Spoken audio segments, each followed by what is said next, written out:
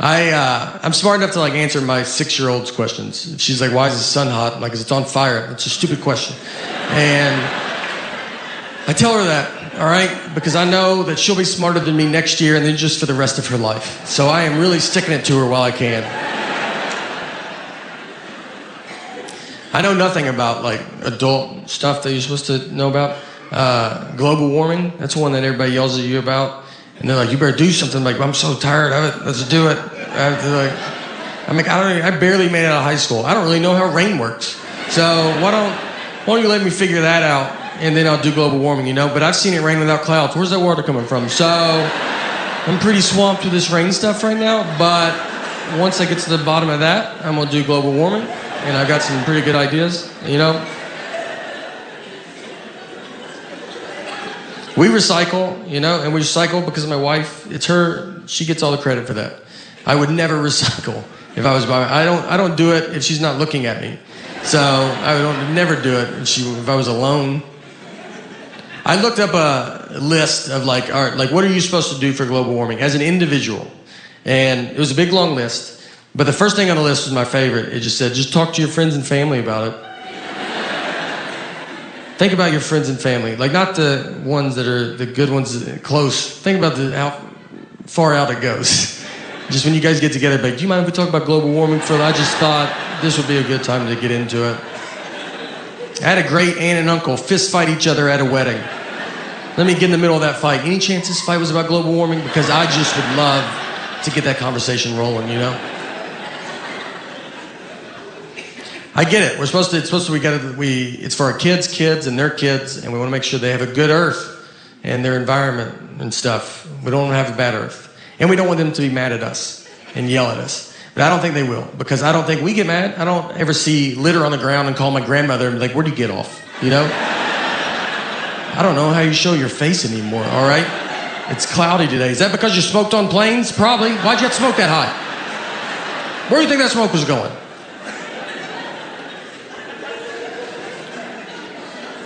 We did stuff as a kid. I did Earth Day as a kid. I think they still do Earth Day. And we did it. I'm from Old Hickory, and we were a plant, like DuPont plant we were a plant town. So they had a plant, and we went and planted trees in front of the DuPont plant. And there was just black smoke coming out of this, like, and we're just in front of it, like, this is for Earth. And if you can't even see us, it's so dark. And we're just like, this is for the earth of stuff, and we're gonna breathe better. And you're like, I don't know if that's the problem.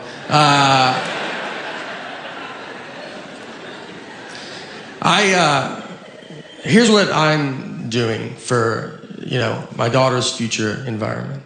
Is what I decided to do. They say we won't have water, so I put a bunch of buckets outside to collect water. And when she turns 18, and she's like, "Do I get money?" I'm like, "Something a little better than money." I bet you've always wondered what those buckets were doing outside. Well, they're all yours, and that's for your kids and their kids. Everybody gets a bucket of water.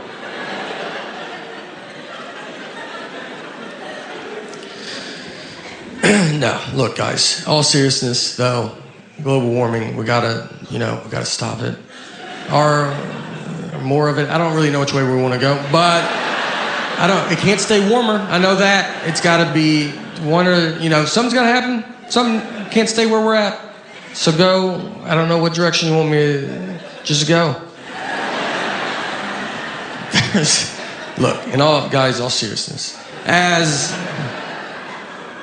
to use this as a platform for global guys, I felt like, as a spokesperson for all of Earth, all right, I think I'll give you a message that I don't think no one will give you, and I'm here to say that we're doing fine. So just relax.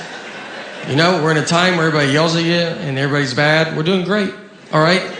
I did some research, and I was like, let me look at the other planets. Let's see how good they're doing. And I don't want to, it's unbelievable. They're nowhere right now. Some of them have too many moons. That's how stupid they are. And so let's calm down, all right? We're so much farther ahead. They haven't started, and we're almost done. So let's celebrate being first. Don't be sore winners.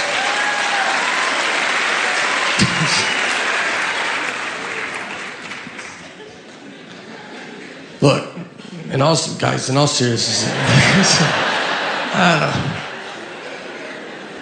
don't know. No, look, it's getting very advanced, all right? I've been to a dog bakery. I've been to a dog bakery in my life. And this wasn't in, Beverly Hills or like Miami or something. You feel like they would have something like that. And this was in Mount Juliet, Tennessee. And if you don't know where Mount Juliet is, it's fine, but I bet you can tell that doesn't sound like a town you would drive through going, I bet they have a pretty good dog bakery here. I went in there, and no one was in there. The lady was looking at me like, are you here to buy this store from me? That was her only hope.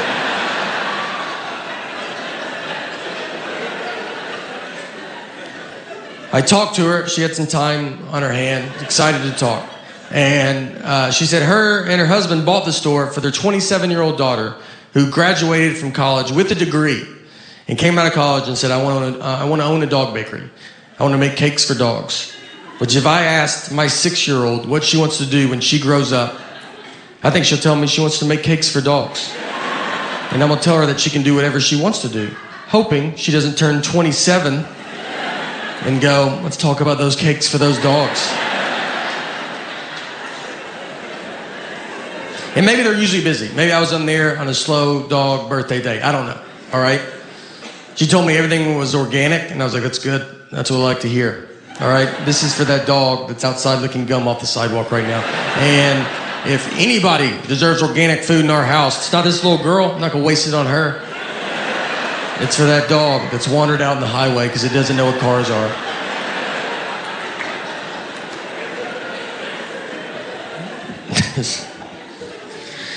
But look, next time you guys go to Mount Juliet for vacation, let me tell you, look, do them a favor. Go by there, all right? Swing through, buy some dog cakes.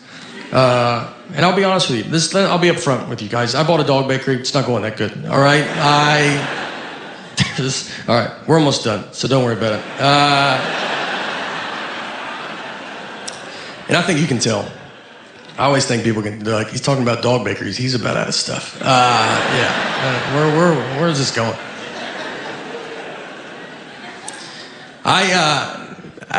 First, thank you. I can't thank you enough for coming out tonight. It means the world. And I've been this is how I've been closing shows on the road, and I want to close my special with it. I'm assuming that people saw the Netflix, the stand-ups, the little half hour. Thank you. Thank you for watching it. Thank you for coming out.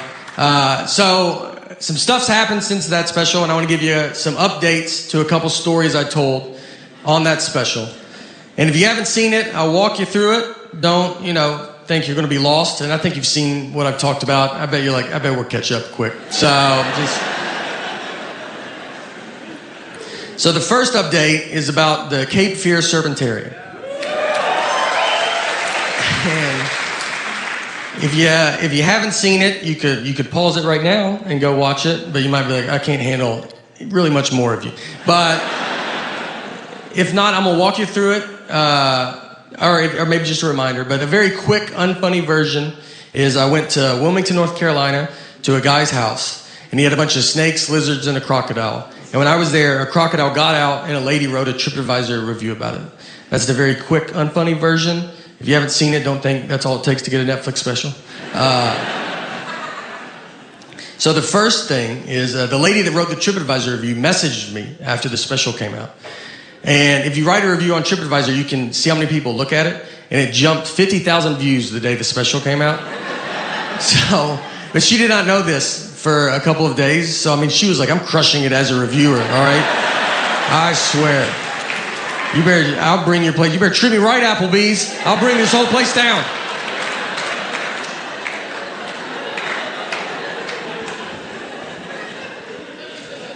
The next update to it is so Cape Fear Cemetery has closed down.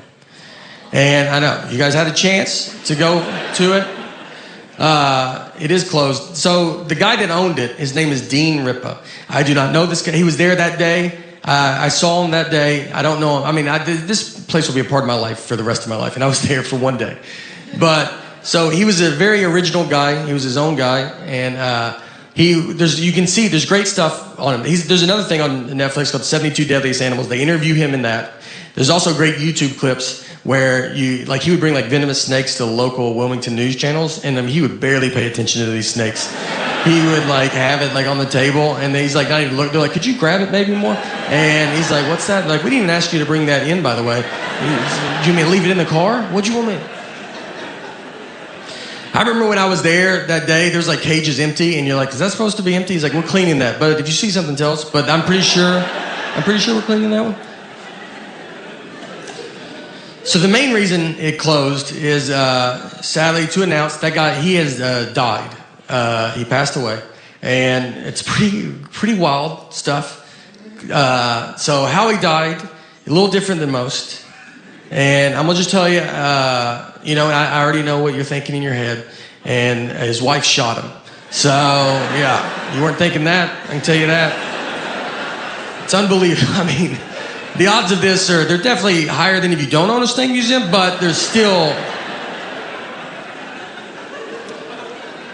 It's insane. So this all happened after we taped the stand-ups. And so I was telling an audience who guessed like how he died.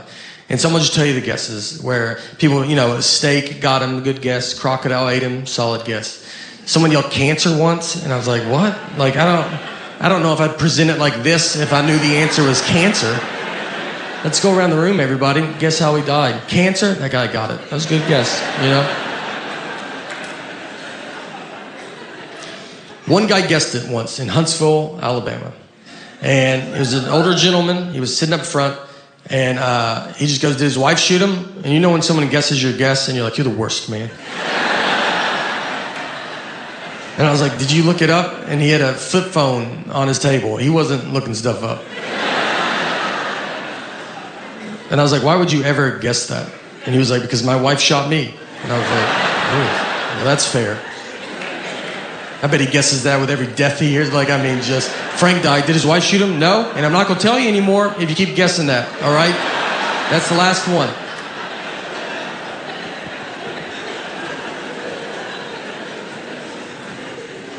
The final update. That's what this next. The special after this is going to be just just all updates. And it'll be something that you don't even know. You're like, remember my car didn't start? You're like, who is this update for?